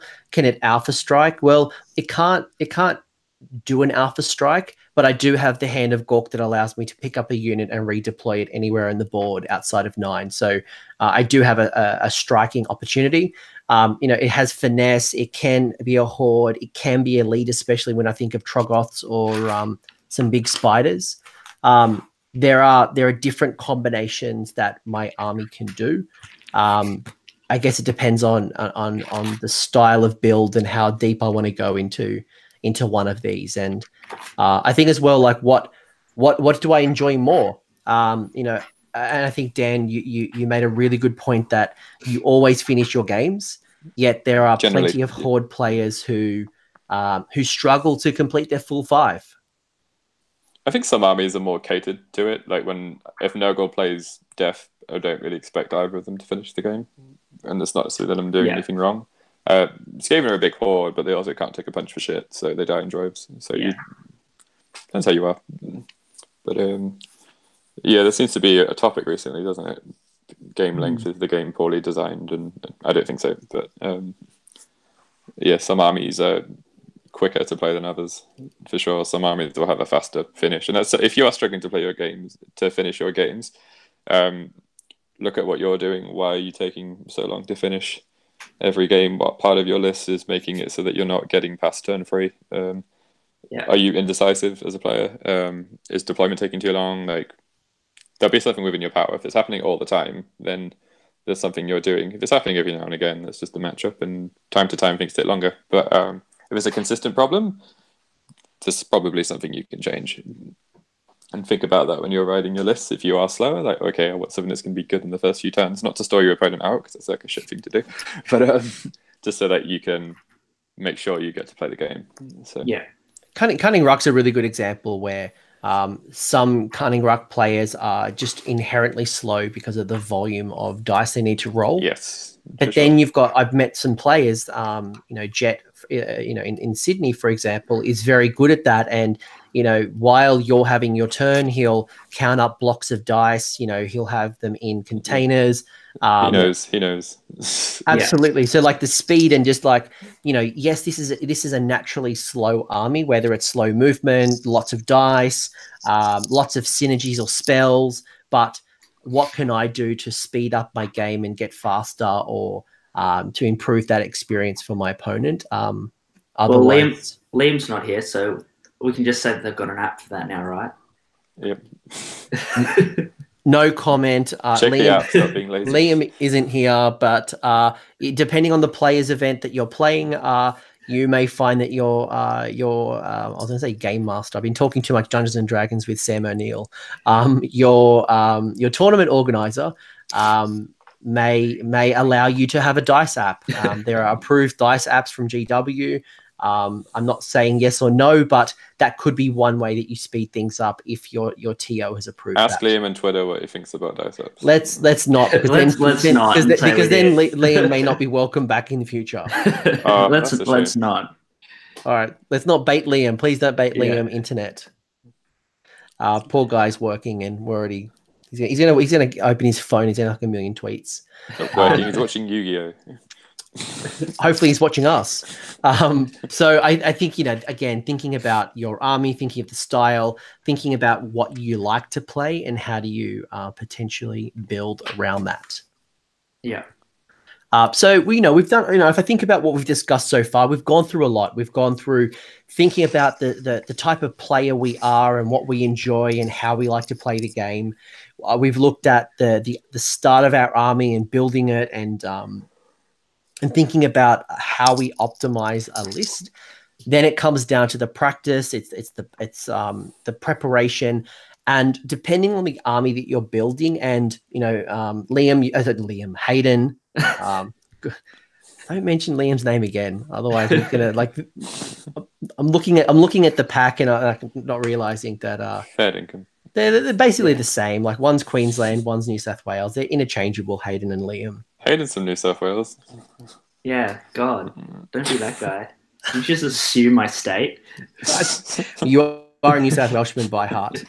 But I think, potentially, and I'd love to hear your thoughts on this, if you're going to a tournament, does these particular questions become as important? Do they kind of get brought forward in your list planning, or do you just build a list and hope for the best when it comes to, say, the missions, the secondaries, the painting requirements, and the house rules? I try not to let painting requirements dictate my hobby. I'm not ever going to do something specifically for a painting rubric. As it so happens, I generally meet it. But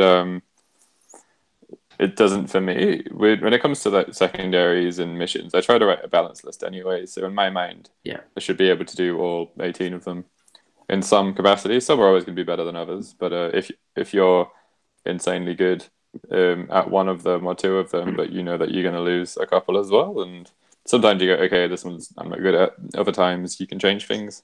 There is benefit in looking at the missions and trying to tailor what you're doing, but it's not something I do. I feel like if I have to do that, then I'm already missing something. But if it's, if you're going to a tournament where 3 out of 5 of them are hero heavy and you only take a couple of engineers, then it's not going to work, is it? Well, an interesting consideration, I mentioned earlier that I'm going to Adepticon, and a lot of tournaments in either the UK or America, or maybe not all of them. Maybe that's a generalization, but what's quite popular overseas is that they don't announce the rounds. They don't announce the mission until 15 minutes, 30 minutes before the round commences. While what's popular in Australia is often announcing it with the players' pack, so people know what they're building towards. I think that's cool, but I've also seen ones overseas where they've had realm rules and they've not announced them, and then I saw one where 3 or 5 of them were really heavy anti-shooting, and I thought that was really dumb. But I think as long as you make careful considerations, I think that's fine. So like I said, I try and write my lists in a way that it doesn't matter. But yeah, so sorry, I'm just commenting. No, but at the core of it, we know that that you're going to need some characters to win certain missions. You're going to need some bodies to win certain missions. You're going to need some movement shenanigans to kind of either chase the relocating orb, to get the gift from the heavens, whatever that random objective may be. There are going to be some scenarios that have a 9-inch gap between us. There'll be some that'll have a 12-inch gap, in the deployment zones. So there's commonality that I think it sounds like you inherently have already built towards. Yeah, I think so. You should consider that there's going to be a hero-based one. There's going to be objective-based ones, movement-based ones. There's going to be ones where you start closer, ones where you start further away. I think the big one for this one is Stormcast players and total commitment. But which is why I think total commitment's a dumb scenario, even though I do tunnel things myself. I just feel like there's better ways to balance the game than using a scenario to mute one army's playstyle. So it seems like there's quite common ones though. Like I was really happy with the new scenarios because it meant I finally didn't have to play Border War anymore. Like I really like Border War. It's still probably the best one they've written. But because I played it in every single tournament, I knew it was always coming, so I knew I had to have something for Border War. Skaven are great at Border War, but that's probably going to be there. There's going to relocation orb seems to be at every event now, and I kind of hate that one as well. I really liked that one when the book first came out, and now I hate it. But just look at the common ones. Focal points is at most events. Relocation orb, some sort of hero-based one's going to be there. Knife of the Heart's usually there for the tie breaking too. Yeah. Look what the standard ones are. So as you've kind of gone to tournaments, you start to see some of the common trends. That, where, you know, even if it was a, you know, we're going to randomly pick a scenario out of the 20, there are actually 20 match play scenarios. You know that, you know, there's a strong likelihood that these scenarios are going to come up. And if not, there's always going to be scenarios that are similar in their build. Yeah, I think so. I think that's fair. Hayden, you know, when you're thinking about things like missions and secondaries, have you made list choices? Have you made considerations to optimize for certain scenarios, or have you just let this? Like I know with the Deakin list I was taking a Royal Council in that list. So Royal Council is one that gives you the extra movement bonus with my Deakin, because of total commitment. Because you can't take things off the side of the board. So I needed to have a way that I could get my stuff across the table still very quickly without relying on coming on a board edge 9 inches out. So there's definitely ways to do that. Same with taking a unit of Tree Revenants in every Sylvaneth list I write for Knife to the Heart. Tree Revenants are great. People should use Tree Orbs more. Yeah. So look, these are some interesting questions, and potentially some people don't spend enough time on their tournament pack and having those considerations. I mean, if you are somebody like Dan who has been playing Skaven for 3 years, potentially longer, if you play them in 8th. I don't know if you played Fantasy or not, Dan. I played 6th Ed Fantasy and then took a 10-year break, and then I played Sigmar. There you go. So if you're someone who's been playing their army for a long time, you kind of start to know your strengths, your weaknesses. We've discussed this. But if you are building an army for the first time or going in differently, think about the missions, think about where you're likely going to play. The scenarios, the secondaries, can you achieve those secondaries? And often tournaments actually have high weights on those secondary victory conditions. So really do think about, can you do it? A prime example where I've seen people put themselves in a very awkward position is that they've had a wizard with their only artifact of power. So by centralizing that one particular character, you know, if you are in a scenario like 3 places of arcane power, you've only got 1 scorer. So if you lose that person, you're potentially screwed. So by diversifying, you might change that tactic. So as we go through, think about the missions, think about, you know, what are the victory conditions? Will you go first? Will you go second? What will you do? I'm somebody who doesn't take formation, so I'm not going to get that choice. While some of you may actually, Hayden, I know you play Sylvaneth a lot. You would probably often dictate who goes first, who goes second. Yeah, that's one of the things that I like to do in all of my lists, is try and dictate who goes first and who goes second. Even with my daughters and my Deakin, just the lower the drops, the better.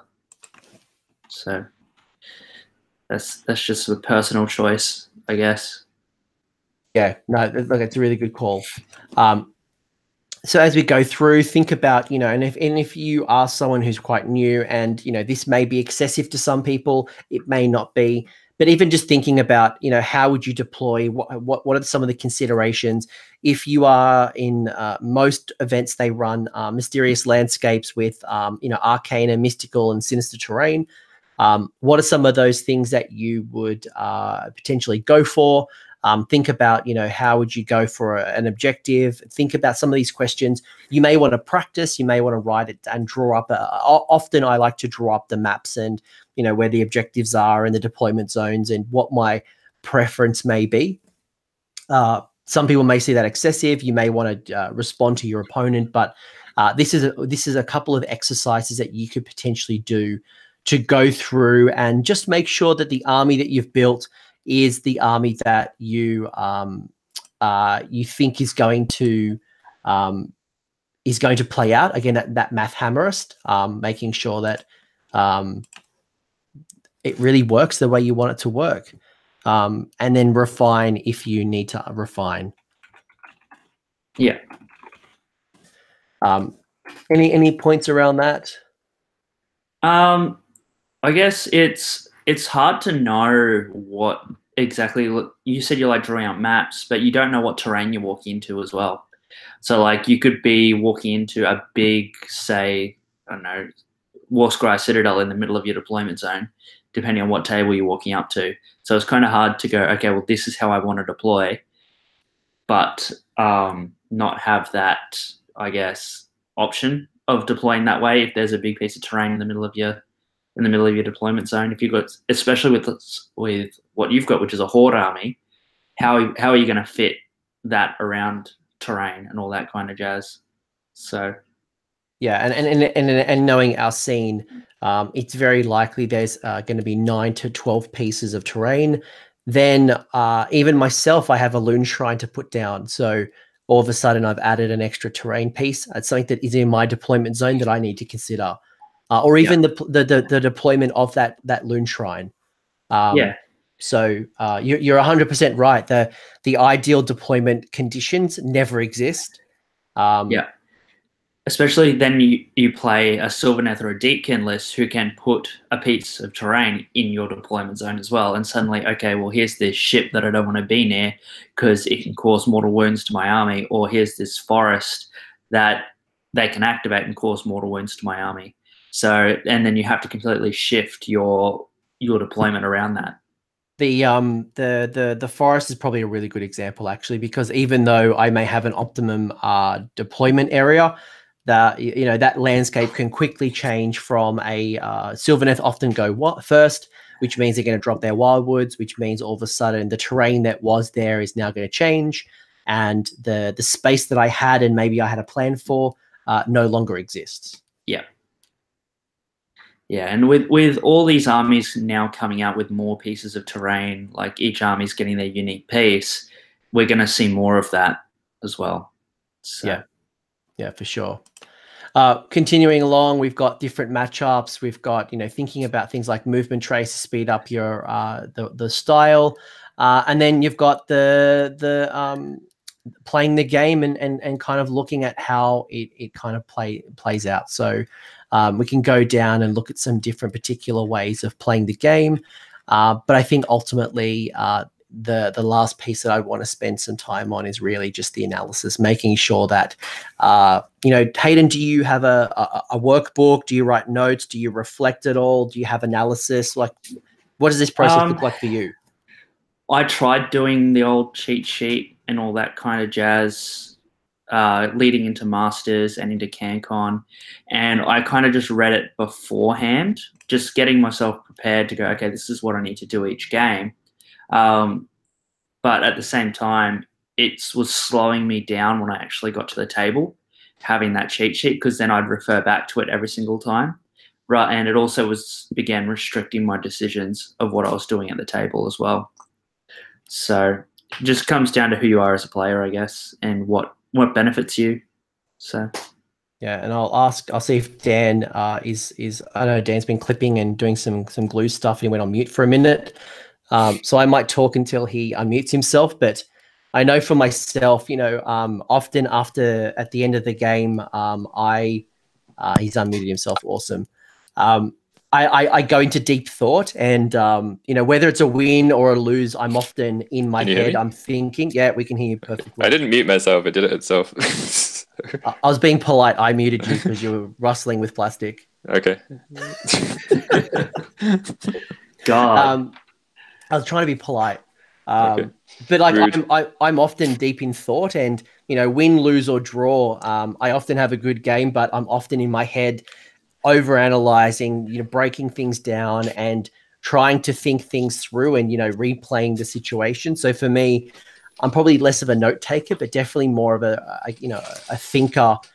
And then we'll try to implement those tactics either in the next game or even potentially in the next priority roll, depending on when what I did worked or didn't. I always try and be in a position where I can afford to lose priority. So if I'm thinking about my first turn, or if I'm going first or second, I'm trying to think what's going to happen if I get doubled. I'm almost playing under the assumption that it's going to happen, and then if it don't happen, it's nice. Yeah. So that's like a mindset I find. I generally just try and follow principles anyway with like deployment and whatever it is that I'm doing. I don't write cheat sheets. I think cheat sheets are fine when you're learning, but if you're going to an event, and you can go to an event as a new player, I think that's perfectly valid, and you can take a sheet with you, and I think that's all okay. So I don't want to criticize that, but if you're trying to get better and you're trying to be more competitive and you're still using a cheat sheet, then it would imply to me that you haven't really learned your rules enough or you haven't practiced enough. And if you just play a lot, you'll learn them naturally. Like, I've got a new book and it's great, but I already knew what all the War Scrolls did now. I've learned what the new ones are pretty quickly. I bought like the War Scroll cards and I just found I wasn't using them when I was playing because I already know what they do. So I've read them enough that I'll still go back and reference things, but as everybody does. But if you're relying on a cheat sheet, that would imply to me that you're probably very new with those units. With practice, you'll make less mistakes when you're playing all the time. So it's a good tool to get you there when you're learning. But if you're wanting to really do well, I'd suggest that you just play a lot and you're going to learn those things naturally anyway. And the cheat sheet can help you to do that. Yeah, no, that's good. And look, a cheat sheet is great too, and a very, very handy tool, especially if you've got a lot of complicated war scrolls and a lot of different rules, and you are in an army that's quite slow. But it's, as you said, it's important to not let it be a crux and just constantly just refer to it. You need to get to know your numbers, your stats you're aiming for, the common rules. And really get to know them off the top of your hand, and ultimately your game will get better. Yeah. Hayden, anything else you want to kind of mention before we kind of wrap up this section and we just get to the round the grounds? Yeah, not really. I think overall it's a really good, the book itself is a really good tool. I've had a few people start up the hobby in the last couple of weeks or month or so, and this is the first tool that I sent them to. So they could go, okay, when I'm building a list, this is what I need to do. And then they've found it really well. And they actually came up with, like, my mate came up with the eel list on his own. He didn't need me to go, this is what the net list is. He didn't go off and research, this is what it is. He went, looked at the book, looked at the Honest Wargamers book and went, cool, this is the list I've come up with. It's like, well, that's the list you should be playing. Well done. So. Yeah. Really interesting question that came up in the chat was around some of this forward thinking and forward planning, and when it comes to priority roles, whether it's giving away or taking it, is planning to lose a priority that came naturally to you guys, or was it something you trialed or practiced, or did it take time to plan for a loss of priority? It took time for sure. When you're first playing, you're just like, okay, I need to win this one, and every one of them matters, and they still do matter. There are times in the game where you are like, I have to win this or it's over. But trying to avoid putting myself in that position as much as possible, I generally try and play like, okay, if I lose the next priority, I'm still okay. This is what's likely to happen. I can afford to lose it. I'm still in a good position. And you're on for potential double back or just kind of pace the game out. But it took time. Like, that took quite a long time. And actually, I try and get to the point where my Skaven more than death with if I can tie somebody's units up and then win priority and then give it to them, I think, okay, well, if they have the turn now, all they can do is kill like a few clan rats and not really hit me very hard, then I'll give it away every time. So if you're in a position where you can give it to them and you don't care, that's even better. You can make people waste turns if you can position the right way. So It's also good, especially coming down to missions as well, because with like relocating orb, it's better for you to take that second turn and give away the priority. So being in that position to go, cool. Well, they took the second turn last turn. I'm about to get double turn. You know what? You can have it, but I'm in that position where I can deal with it. And there are some scenarios that reward you for taking that decision, even in turn 2 or turn 3, or going for the double in particular rounds. So even that win loss of priority can come down to the mission and the particular battle round, as well as you guys have said, some have worth 1 versus 3, or I can start burning, or I automatically win. If you hold the objectives in turn 3 or beyond. So that in itself has an interesting mechanic. Yeah, I think so. I think it's something you have to think about with the game. A lot of people complained about the priority roll when the game first came out, and that's for the most part gone away. And I think that's just because people have come around to the idea that actually things are in your control, and if you're in a position where you don't care if you lose it, then the game is going really well. There'll be times where you need to win it, but it's how it goes sometimes. It's unavoidable. Yeah. Look, I'm a big fan of this book. I think it's in the show notes, I've got a link to the workbook. Whether you take 1% or you go from start to finish is really up to you. The comfort level you have in the work in your own army, the play style, you may already have really strong self-awareness, and the type of player and the types of armies and the type of units that you like to run. But for some people, especially if you are new to Sigmar, or you've started a new army and you want to kind of speed up your competency and not just pick a net list. Not that net lists are bad, but maybe you want to explore your own version of that Struth.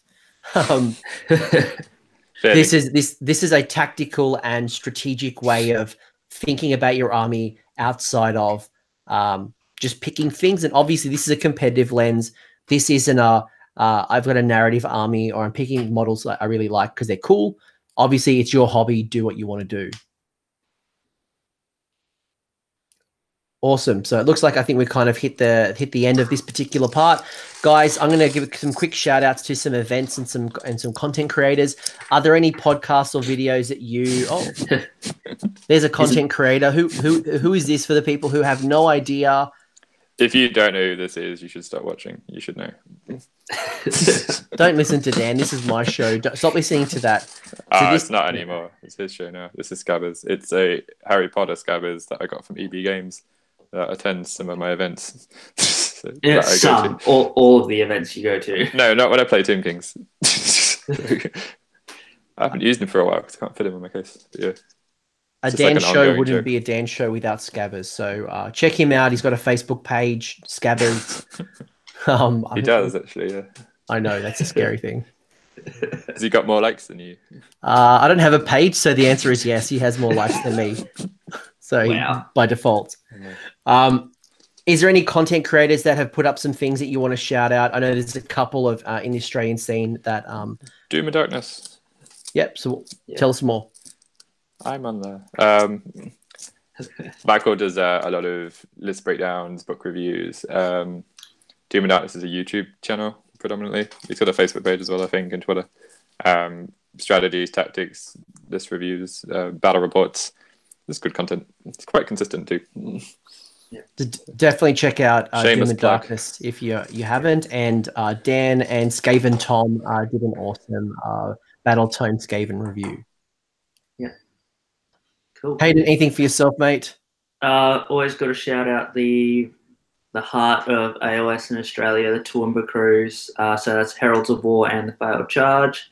They are my must-goes to listen to anything. Also, big shout-out to Rob for putting out this content, and from Honest Wargamer, and all the content that he does put out is definitely something you should go check out as well. Awesome. A couple of other shouts I'll give out is Grotcast. Our friend Eric has put up some interesting bat reps, recently put out a Stormcast versus BADGACON bat rep. So give him a check out. Seraphim, which is a new content creator, has been doing some amazing basing work in Australia. he recently put up a tutorial on resin basing and water effects, which is awesome. And I noticed Measured Gaming have put up a new episode of Bush Radio, so check that out. That's a really good podcast. There's a couple events coming up. You've got GOBBOCON coming up in April. March, unfortunately, you've got Saggy GT, which, while is awesome, is sold out. So if you want to go to Saggy GT, get on that wait list. There's a couple of other events in the comment section below, or sorry, in the show description. I have a catalog of all the events coming up in Australia for the next couple of months. I think up until June, which you've got Sydney Slaughter and BADGACON and Lords of War. So do check it out. Hayden, you're going to be at Heat 1? Yes, I'm at Heat 1, and we do have Briscon as well on the weekend after Easter up here in Brisbane, which is capped at 100 players. And it's currently, last time I checked, it was at 80 odd players. It's capped at 100. It's actually hit the 100. It's actually hit the 100, yeah.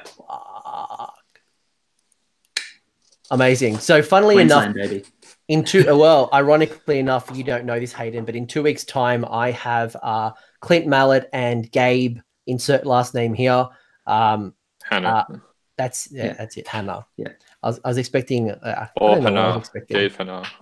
But we're going to have them talking about the Queensland scene, why it kicks ass and why it is better than every other scene. So I can't wait. But yeah, Briscon, get on the wait list if it's available. 100 players, so biggest single event outside of CanCon this year. So good start to the year, and it's only March or April.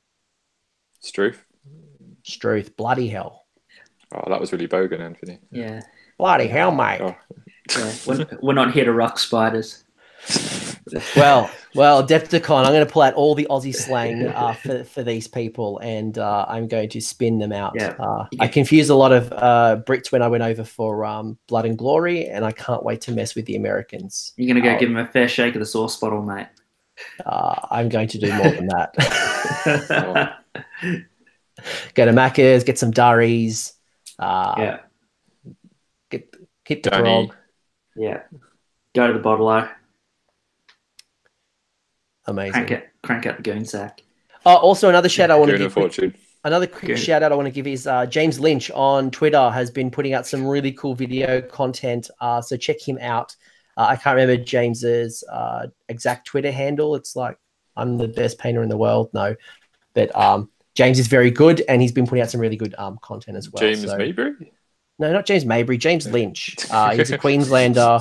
No, James. Well, you said best painter in the world. James Maybury is good. Don't put me in this position. Oh, so everyone has to pick one James, Anthony. I'm gonna hang up the stream. Yeah. Any other shout outs you want to give before we wrap up and I go to bed? James Maybury. Shout out to James Maybury. Oh, they put out James put out a podcast actually today with the Lord Mayor himself of Dubbo, Matt Tyrrell, on Flesh Eater Courts. So check out Mortally Wounded as well. They just put out a podcast. Anthony's second choice, James. Yeah. Second place, James. Anthony's second choice, James. Actually, I think I've got more Jameses than that. So maybe I need to reconsider my James. So he might not even be second. Is that what you're trying to tell me? I don't know. So, speaking of Jameses, even the top 5. Speaking of Jameses, James Sharman, man of my heart. Check out the Eager Outcast on YouTube as well if you haven't. Check out Liam Shadowhammer. He's working. All right. Looks like we are hitting the natural progressive end to this show. Dan, Hayden, thank you boys very much for your insights on the workbook. I'm sure everyone on this stream took away something of value and some ways to rethink about their armies. Hopefully I don't meet those people who watched at the tournament because I'll be at 0 and 5. Or maybe I've learned a few things and I can go better than what I did at Halls of Heroes. If you were paying attention, you should improve. Well, I was herding cats with you guys sometimes, so I don't know how much attention I was paying, but maybe I will put it on my 16-hour plane ride to America and learn from myself. And from you, so he's going to listen to himself back, Hayden. Mute us out. Yeah, that's it. Mute us out again. It is. He's done it once already. I'll mute you guys. Well, I look forward to not re-inviting you guys onto the channel. No, I'm sure there'll be plenty of opportunities. But It just means me. Yeah.